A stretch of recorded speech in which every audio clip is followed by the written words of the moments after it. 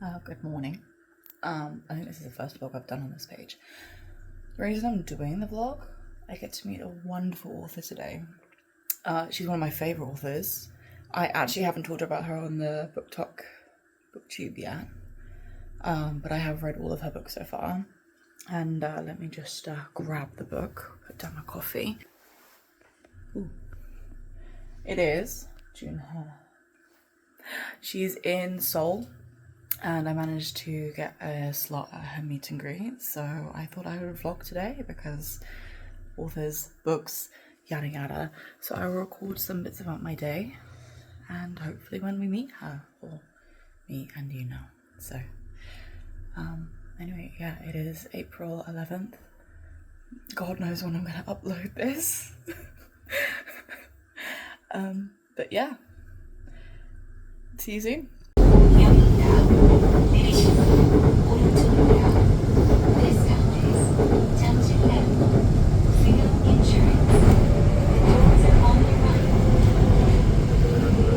So I made it to the place of the signing, and I've never been to this part of Seoul before. Like Jamshilnaru.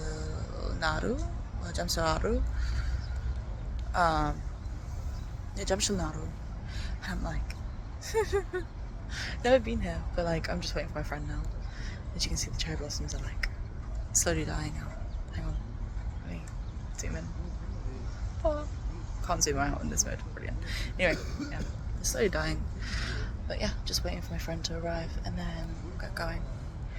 It was like an hour and a half train ride, hour 10. Not bad. But definitely tired because it's a long way early in the morning. But I'm excited to meet June Hur. And yeah, I met some other girls just now that are gonna go, so I'll see them again in a moment. But yeah, I'm excited. Now I just gotta wait for Annabelle. I'm gonna go in 10 minutes if she's not here. She can meet me there. Yeah, I'm too tired to have energy.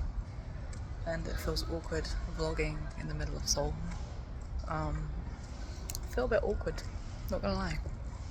So yeah. Anyway, I guess I'll see you soon. Some of the spring flowers that are out while I wait. There's lots of cherry blossom petals, some daffodils. Cherry blossom trees are almost over now, especially because we've had the rain lately. And then I found this little one. Ah, this one. But yeah, there you go. Cute little flowers, petals everywhere. It's very pretty. Dying, but pretty.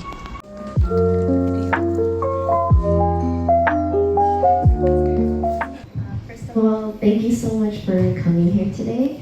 I'm so honored that I have readers who travel all the way here to hear me chit-chat. So when did I first begin writing? I began writing when I was 12 years old.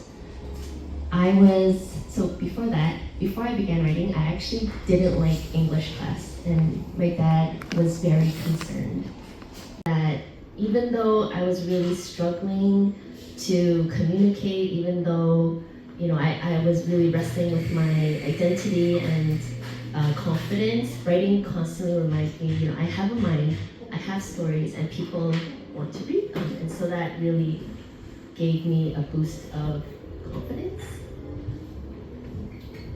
So every book I write is my Korean history lesson, because I love history, but I never realized how beautiful, tragic, and complex Korean history was until I started learning about it. And so when I'm researching and I come across a historical event I'm very interested in, I kind of, dog ear the corner and fold it down, and I go, I'm gonna come back to this. I'm going to write a book about it, so I have an excuse to research. And so the Red Palace, for me, since I was young, I heard about Sadoseja and the rice chest, and I was like, what's the big deal about this story? When I was a kid, I had no idea why this history was so crucial to Koreans and why my parents would tell me about it. But then when I started to read the memoirs of Lady Haegyang, I think it's Haegyang. Yes.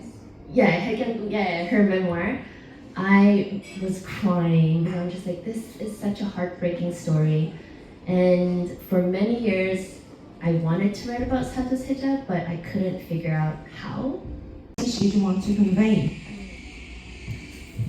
So for A Crane Among Wolves, again, I was reading about King Yeonsangun, and I was just like, what? Korean history had a tyrant, and he was this horrible. And I read the part about how King Yeonsangun kidnapped over hundreds of women to make his not even concubine. It was just they were kind of concubines, but not really. It was like a step below concubines. They were called hinchang. And I was just so horrified by that something like this happened. And it also occurred to me how history that occurred so long ago, you still see things like this happening throughout time and how history repeats itself. And so I thought, I wanted to explore this more. And so that was kind of what initially sparked my interest in the historical background. But I think the beating heart of the story was inspired by, so during the COVID pandemic, we had to all isolate, we couldn't see our own community, and I think that's when it really struck me how important community is. And so that's why I thought of this girl, June Hur, the heroine. She's like off on her own, and she thinks, I don't need community, I can save my sister on my own. But throughout the journey, you see her meeting different people along the way and realizing that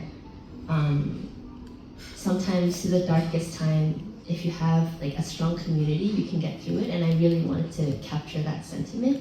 늑대사의 해학 같은 경우는 연산군의 이야기인데요. 연산군의 이야기를 보면서 이러한 비극이 한국 역사에 있었구나 하는 것을 새롭게 알게 되었습니다. 연산군 같은 경우는 여러분 많이 아시다시피 수천 명의 여성들을 납치해서 흥청이라는 걸 만들었던 그런 폭군이죠. 그래서 그걸 보면서 역사가 이렇게 오래되는데도 불구하고 이렇게 또 현대에도 같은 이야기들이 반복되고 있구나 하는 것을 느꼈습니다. 그러면서 더 알고 싶다 하는 마음이 들게 되었습니다. 여러분 똑같이 느끼셨겠지만 코로나 시절이 또 있었잖아요. 그 시대에 우리가 단절되는 것을 경험하면서 오히려 역으로 커뮤니티, 즉 공동체의 중요성에 대해서 알게 됐습니다. 이 책에서는 여주인공 이슬이 나오는데요. 이슬은 공동체의 필요성을 느끼지 않는 친구입니다. 그래서 언니가 납치되었을 때에도 나 혼자 할 수 있어, 나는 다른 사람 필요 없어 라고 생각하는 친구인데요. 하지만 이 사건을 거쳐가면서 많은 사람들을 만나고 오히려 가장 어두운 시기에 또 가장 어두운 순간에 사람들이 함께 있으면 또 도움이 되는구나, 많은 사람들을 필요로 하는구나를 깨닫게 됩니다. This was also the book where I wanted to explore romance more, because when I wrote The Red Palace, that was the first time in years that I kind of wrote a love story into my book. And I was like, I don't think I'm good at this, but let's give it a try. And it was well received. People really liked the Hyun and Eujin ship. And so I was like, okay, in A Crane Among Wolves, let me kind of explore this relationship a bit more. And I found that just romance is a good way, I realized, to kind of balance out the dark history I usually explore. Is I know it wasn't, I tried to write romance in a way where it's still a subplot, it's very light, a light thread to not detract from the history. But yeah, I'm always trying to figure out ways to be like, how do I make history accessible to readers who don't like history? And usually if I just write a book that is pure historical, the people who love history will read it, but then I lose the crowd of people, audience, who think history is boring. So I'm always trying to think of ways to capture the audience of readers who are like, history's boring, history's not relevant to me. So I give them like, what about, do you like mystery? And if they're like, yes, I like mystery, then I'm like, here's my book. Do you like romance? Yes, I like romance. Okay, then here's romance. But there's also like a lot of history in it. So this is my way of convincing those readers who don't like history to read historical fiction, to fall in love with history, and to realize how history is still relevant to us. So as I shared, when I was 12, I fell in love with writing through Pride and Prejudice. And for over a decade, from my 20s until late 20s, I wrote British historical fiction. And I studied British history at the University of Toronto. British history was my obsession back then. I thought there was nothing more beautiful than British history. And I remember one day my mom went, like, you know, one day you might write about Korean history. And I was like, no, I would never write about Korean history. But I fell in love with Korean history and I began researching. And I found it, while I was studying about the Joseon Dynasty era, I found it so interesting. I recognized so many parallels between the late Joseon Dynasty and, for example, Regency England and Victorian era England. There was a lot of stress, like a lot of weight placed on manners, the shame and honor culture, on morality. But I felt like Joseon Dynasty, it was way more intense than even the Regency era and Victorian era. And so the stakes felt higher too. And so I was like, it would be really, like, I see these parallels. And so that was always at the back of my head while I was writing my other books. 오늘 케이크.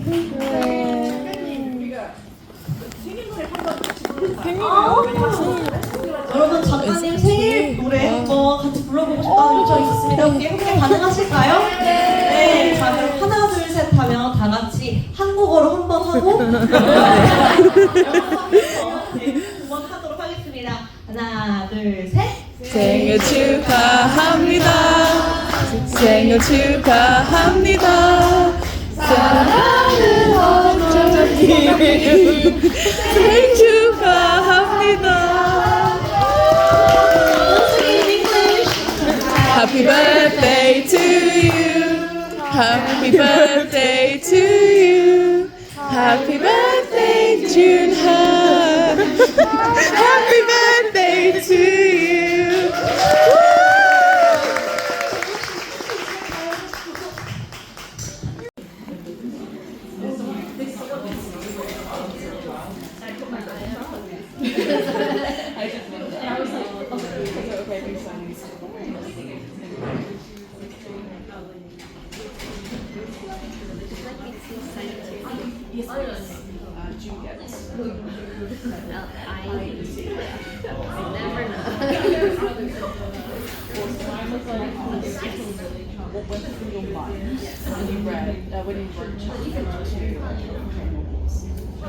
I wrote the journal chapters for that. Like, I need that. I need that word. Thank you for throwing up the Sorry, I'm going to take another photo if that's okay.